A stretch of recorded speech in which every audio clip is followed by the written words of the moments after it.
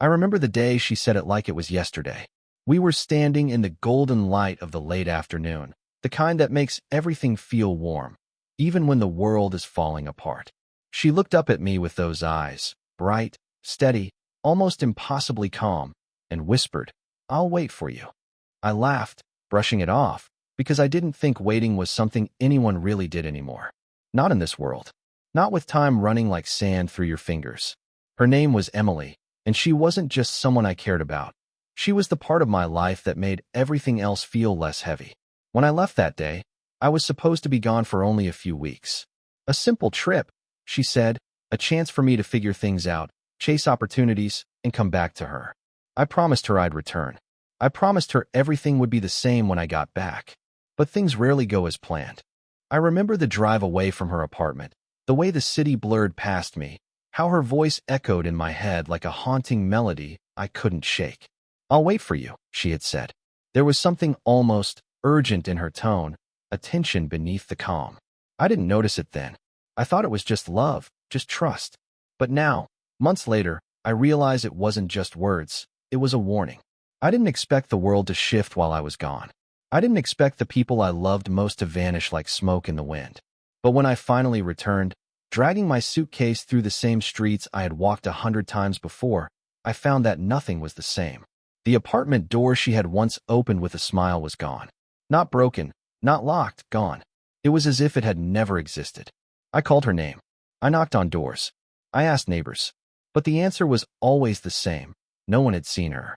No one had heard of her. I felt my stomach twist, my chest tighten. How could someone who promised to wait, who had waited for me in my dreams every single night, just disappear? And yet, as I dug deeper, I started noticing things, tiny clues, shadows of her presence, almost like she had left a trail. But the more I looked, the more the trail led me into questions I didn't want to ask. Questions about who Emily really was, and what had happened to her while I was away. I know what you're thinking. Maybe she just left, maybe she moved on. But it wasn't like her. She had never left, not without a word, not without me. And now, standing alone in the empty apartment building where she had once waited, I felt the first prick of fear. A fear that maybe, just maybe, whatever I thought I knew about her, about us, was wrong. And that's when I found the first sign that made me question everything. Before that day, the day she said, "I'll wait for you," our lives had been ordinary, the kind of ordinary that feels small until you lose it. Emily and I had met in the middle of a rainstorm, both of us trying to outrun the drizzle that soaked the city streets. I remember how she laughed when I offered her my jacket, the kind of laugh that made everything around her seem lighter. From that moment, she became my constant. My mornings began with her smile. My nights ended with her voice echoing in my head. We weren't perfect, of course. We argued, mostly about little things, me being stubborn, her being impatient. But even in our fights, there was a comfort. A knowing that no matter how heated it got, we'd come back to each other. That's why leaving was harder than anything I'd ever imagined. She didn't beg me to stay. She didn't cry. She just said, "I'll wait for you." And in her calm, I thought everything would be fine. Before I left, life had a rhythm I thought would last forever. We had late-night walks along the river, cups of coffee that grew cold while we talked about nothing and everything, and tiny rituals only we understood. The apartment she lived in was modest, but it was hers, and it felt like a sanctuary. I remember staring at the wall where she had pinned postcards from trips we dreamed of taking together. Each one was a promise we had made in whispers and laughter. And then there was the tension I hadn't noticed, the small details I ignored. The way she sometimes stared out the window, lost in thought, or how she paused before answering certain questions. I chalked it up to her being introspective, thoughtful, maybe a little secretive. Everyone has secrets, I told myself. I never imagined hers could be the kind that would make her vanish. I left thinking our story was on pause, that absence would only make our bond stronger. But while I was gone, the world continued without me. The streets I once knew felt stranger, the faces of neighbors unfamiliar. And I started hearing things, rumors, small whispers of unusual sightings, odd coincidences linked to her name. At first, I dismissed them, thinking I was overthinking, that my longing for her was coloring reality. Yet, deep down, I couldn't shake the feeling that something about Emily's life before me was bigger than I realized. something that didn't fit into the quiet, simple narrative we had built together. And as I traced every memory, every laugh, every late-night conversation, I realized there were gaps I couldn't fill. Questions I didn't dare ask when she was there, but now, in her absence, they demanded answers. Something had shifted, and I had no idea when or how it happened. One moment she was waiting for me, the next, she was gone.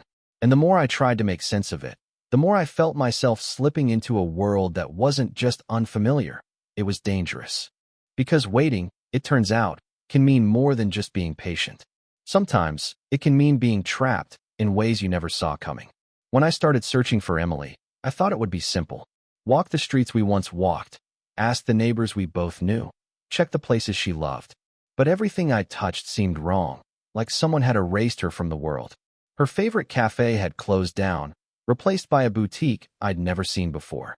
The little bookstore where we spent rainy afternoons was now just a darkened shell. And the neighbors, they stared at me like I was crazy when I asked about her. I felt panic rise in my chest, a tight, suffocating panic I hadn't known I was capable of. My mind raced, refusing to settle on one explanation. Did she leave me? Had something happened to her? Or was there something else I couldn't even imagine? Every passing second without answers made the fear heavier, more insistent. And then I found it. A single note slipped under the door of her old apartment. Her handwriting, unmistakable, delicate, yet hurried. It simply read, "You shouldn't have come back yet. Don't follow." That was it. No explanation. No address. No clue where she was. My hands shook as I held it, and my heart pounded with a mix of relief and terror. Relief, because it proved she was alive. Terror, because if she wanted me not to follow, whatever she was running from, it was serious. I tried calling her, but every number I had went straight to voicemail. I went to her friends, but even they claimed not to know where she had gone. It was as if Emily had disappeared into thin air, leaving only shadows behind. Shadows that whispered, hinted, teased, but never revealed the truth. And the strangest part? I started noticing things I had never seen before. A car parked too long in front of her apartment, a figure watching me from across the street, a message scribbled in the dirt by the park bench where we used to meet. Each clue felt deliberate, almost like she was leaving me a trail, but one I wasn't sure I wanted to follow. My confusion turned into obsession. My obsession became fear. And just when I thought I might be able to piece it together, I received the second warning. A phone call from an unknown number. A voice I recognized instantly, but distorted, almost like it had been filtered through a mask. "Stop looking. You'll only make it worse." And then the line went dead. I didn't know whether to run or chase. But one thing was clear. Emily's disappearance wasn't random. Someone, or something, wanted her gone. And now, they knew I was looking for her. I couldn't sleep. Every sound in the apartment building made me jump. The hum of the refrigerator, the creak of the pipes, even the distant rumble of traffic. My mind refused to rest, replaying her words over and over. "You shouldn't have come back yet. Don't follow." What had she gotten herself into? Who, or what, was she running from? I started retracing her steps, visiting the places she used to go, hoping for a clue, for anything that might explain the impossible. The old bookstore, the cafe, the park by the river. Everything was gone or changed, replaced by a reality that felt alien. The city I had known as ours seemed like a trap, a maze meant to confuse me. And yet, I couldn't stop. I wouldn't stop. Then I saw the first real sign. A scrap of paper pinned to a lamppost near the corner where we used to meet, fluttering in the wind. On it was a single word, trust, written in her handwriting. My heart thumped so hard it hurt. I knew it was meant for me, a breadcrumb left in a world that wanted to keep her hidden. But by whom? And why the question mark? As I followed the trail, the city itself felt off. Shadows seemed too long, voices too quiet. People passed me with averted gaze, as if they could see something I couldn't. Every instinct screamed that I was being watched, that at any moment, someone, or something, would step out and stop me from finding her. By nightfall, I found myself at the edge of the old industrial district, a place Emily had never mentioned. The streets were empty, lit only by flickering streetlights. A figure emerged from the darkness. A man, tall, unshakable, his face obscured by a scarf and a hat. I froze. He didn't move toward me, didn't speak. He just watched. And then, just as suddenly, he vanished into the shadows. I should have turned back. I knew I should. But something inside me, the part that loved her, the part that couldn't accept her absence, pushed forward. Every step deeper into that district felt like stepping into another world, a place where the rules I knew no longer applied. And with each step, the feeling of dread grew. Finally, I reached a building I didn't recognize, a warehouse, old and decrepit, with windows blacked out. And there, scrawled across the front door in hasty, uneven letters, were words that froze me. "She's waiting, but not for you." My stomach lurched, and my hands shook. Was it a warning or a trap? The air was thick with tension, and my mind spun with possibilities. I thought of Emily, of her eyes, of her voice promising she would wait. And now, I had no idea if waiting meant she was safe or if she was in danger. Every instinct screamed to run, but I couldn't, because the truth, whatever it was just behind that door, and I was about to step inside. I pushed the door open, the creak echoing through the empty warehouse. Shadows stretched across the walls, and the air smelled of dust and something metallic, like blood. My heart hammered in my chest as I called her name, my voice trembling. And then I saw her, Emily, standing in the center of the room, her back to me, perfectly still. Relief flooded me, until I noticed the other figures. Men and women, all wearing masks, circling her like predators. Their movements were deliberate, almost ritualistic. My stomach turned as I realized she wasn't just hiding, she was trapped. Before I could step closer, she slowly turned, and the sight made my blood run cold. Her eyes, Emily's eyes, were wide, but not with fear. There was something else, something I couldn't place. And then she spoke, but not to me. Her voice was distant, hollow, almost commanding. "I warned him," she said. My mind froze. Commanding? Hollow. It wasn't the Emily I knew. Something had changed. Something had taken over. And in that instant, I realized the person I had come back for wasn't entirely Emily anymore. I took a step forward, and the circle tightened. I froze as the masked figures closed in, their movements silent but deliberate, like a predator surrounding its prey. Emily stood perfectly still in the center, her eyes fixed on me, but the warmth I had loved so much, the spark that had made her Emily, was gone. Something else had taken its place. "Step closer," she said, her voice cold, steady. "If you want to see her again, you'll have to prove you're willing to pay the price." I swallowed hard, my chest tightening. "Emily, this isn't you. Fight it. Come back to me." Her eyes flickered for a moment, just a flash of recognition, but it was gone in an instant. The circle of masked figures began to chant softly, a rhythm that made the hair on my arms stand up. The air felt electric, heavy, almost alive. I realized then that whatever had taken her, whatever had changed her, wasn't just hiding, it was controlling her. I had to act. I lunged forward, heart pounding, ignoring the hands that reached for me. I grabbed her, hoping to shake her free. And for a moment, it worked. Her eyes softened, her lips trembled. I'm here," she whispered. But then a sudden, violent force hurled me backward, and I crashed into the cold concrete floor. My head spun, my vision blurred. And when I looked up, I saw the truth I wasn't ready for. Emily had done this. Not the masked figures, not some unknown force. She had willingly joined them. The Emily who had promised to wait, the Emily I had loved, had vanished the moment I left. The person in front of me was someone, or something, else entirely. Tears burned my eyes as I scrambled to my feet, reaching for her, desperate. "Why? Why would you do this?" She tilted her head, almost sorrowfully, and whispered, "I waited, but the world changed me. And now, you have to choose. Stay, or leave and never see me again." The masked figures parted, creating a path out. My heart screamed at me to run, to fight, to pull her back. But I realized the truth. There was no saving her, not like before. And in that instant, the warehouse doors slammed shut behind me, sealing the choice I had to make.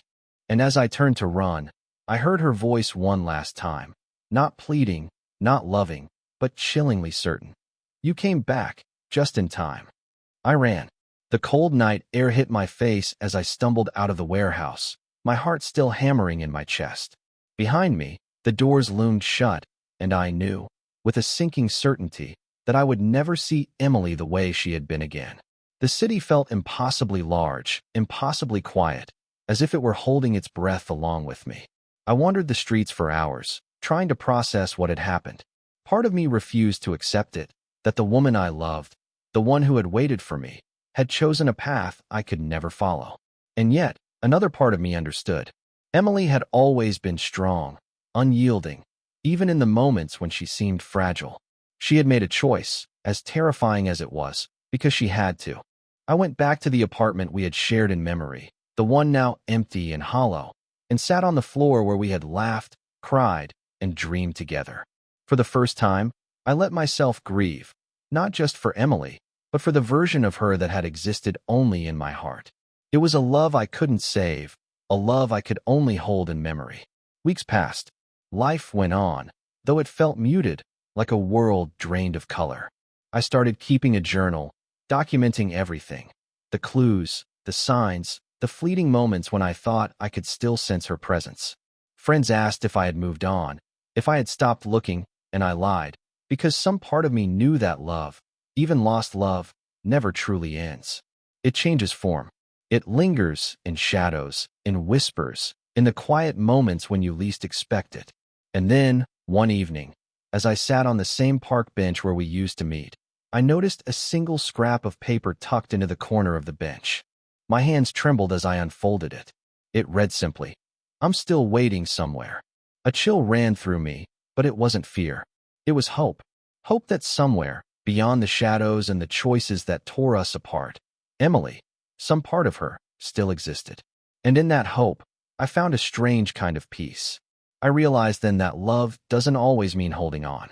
Sometimes it means letting go, trusting that the people we care about will find their own way, even if it's a way we can't follow. And maybe that's the hardest part, learning to live with the unanswered questions, the absence that feels like a presence, and the memory of someone who promised to wait, and did, in her own way. I left the park that night with the wind at my back and a quiet resolve in my heart. Life would go on, and I would go on too. But the echo of her voice, her promise, would never leave me.